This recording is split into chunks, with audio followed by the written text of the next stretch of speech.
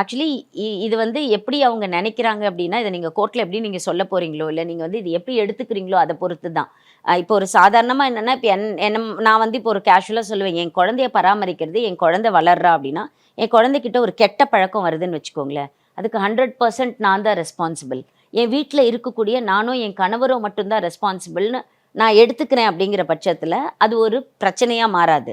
ஆனா, என் குழந்தை ஒரு தப்பு பண்ணும்போது, இது நான் பண்ற தப்பு இல்ல. இவ வெளியில எங்கேயோ இருந்து கத்துக்கிட்டு வரா. இவ நான் வேற யார்கிட்டயோ இருந்து கத்துக்கிட்டு வரா அப்டின்னா, அப்பதான் வந்து அது யாரு பண்ணினாங்க அப்டின்னு நம்ம ப்ளேம தூக்கி இன்னொருத்தர் மேல போடுறோம்ல.